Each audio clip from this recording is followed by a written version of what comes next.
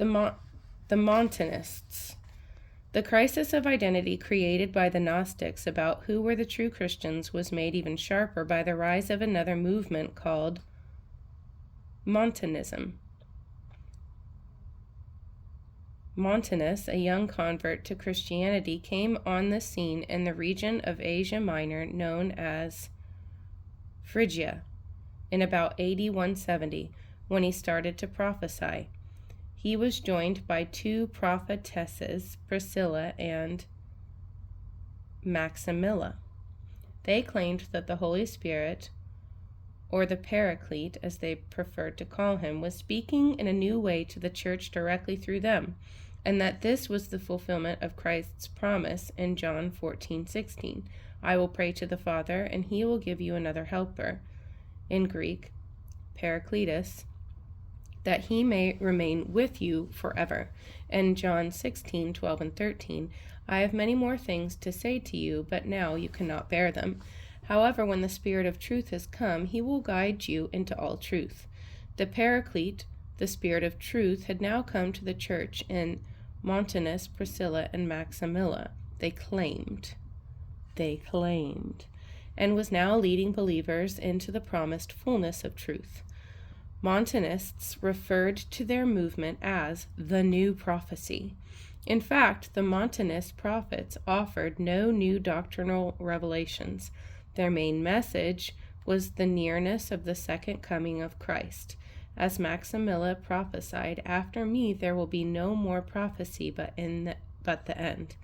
In the light of this imminent return of the Lord, Montanists taught a severe moral code. Among the distinctive teachings of the New Prophecy were an absolute ban on second marriages in all circumstances, an obligation to frequent fasting and xerophagies, eating only dried food, the veiling of virgins, the rejection of forgiveness for serious sins committed after baptism, and commands from the Paraclete that Christians must never seek to escape persecution and martyrdom, but embrace them eagerly. Yikes. It was in this area of ethical behavior rather than theological doctrine that Montanism produced new revelations. As the great North African theologian Tertullian, a convert to Montanism, put it, righteousness was at first in a primitive state with only a natural fear of God. From that stage it progressed through the law and the prophets to its infancy. Then it passed through the gospel to the enthusiasm of youth. Now through the Paraclete it is settling into maturity. Visions, revelatory dreams, speaking in tongues, prophetic utterances of prediction and of divine comfort and rebuke, and other extraordinary religious experiences also abounded among the Montanists. They renamed their community of Pepasa in Phrygia, Jerusalem. They may have believed Pepasa to be the spot where Christ would descend from heaven and reign over the earth, but it seemed more likely that they renamed it Jerusalem simply to make the point that Pepasa was a holy community, the dwelling place of the Paraclete in Montanus, Priscilla, and Maximilla, a spiritual Jerusalem. Montanism spread in many parts of Asia Minor and took root in Italy, France, and North Africa. In Carthage, it won the support of the great Tertullian. Irenaeus, who was not a Montanist, still advised Bishop Eleutherus of Rome, AD 182 to 89, to take a moderate, gentle attitude towards Montanists, to try to keep them within the church as loyal Catholics. However, the Catholic Church as a whole rejected Montanism very decisively. The new prophet had formidable enemies, notably the apologist Claudius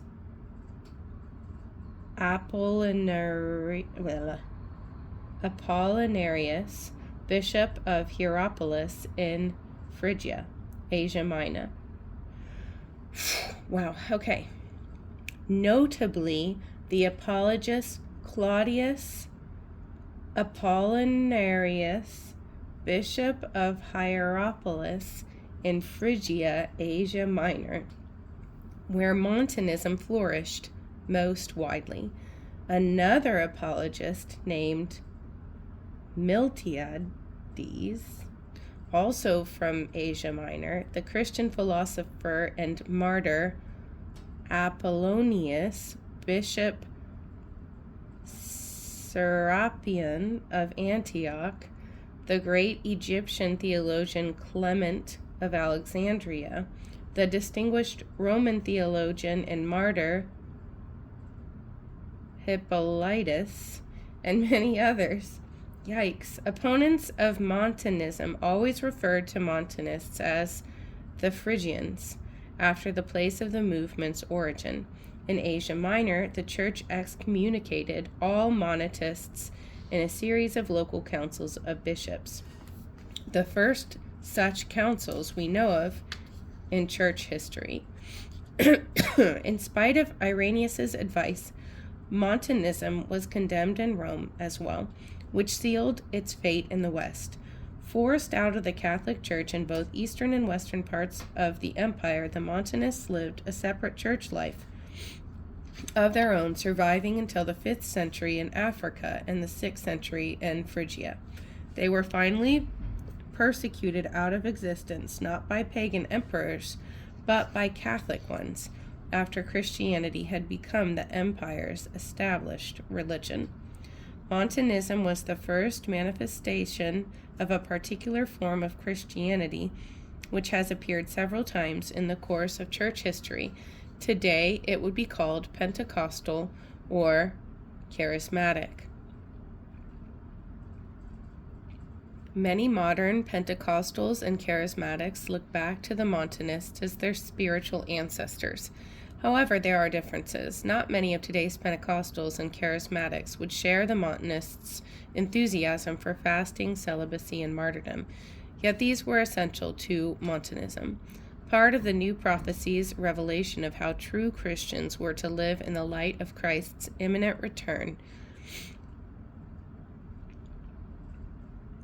And despite the Montanist emphasis on prophecy and vision, there is no evidence that Montanism taught a special baptism in the Spirit as a distinct second experience for all believers.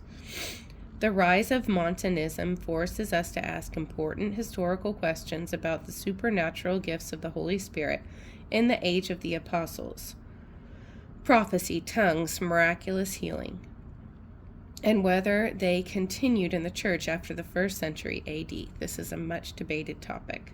The evidence suggests that these gifts did continue in the church, but they were far less common in the 2nd century.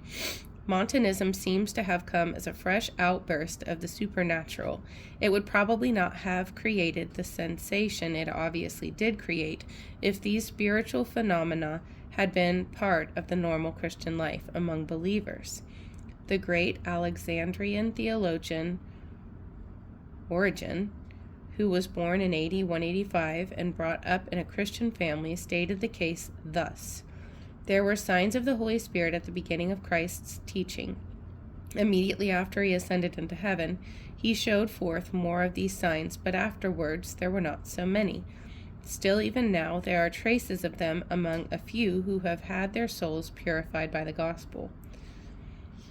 The father of church history, Eusebius of Caesarea, writing in the early 4th century AD, referred back to the early years of the 2nd century AD in these terms: even at that late date, many miraculous powers of the divine Spirit worked through the evangelists of the church, so that the first time they heard the gospel, entire communities embraced with wholehearted enthusiasm the worship of the Creator of the universe. So Eusebius thought it was rather late in the day for miraculous powers to be still operating as a normal occurrence through the church's evangelists at the start of the 2nd century AD.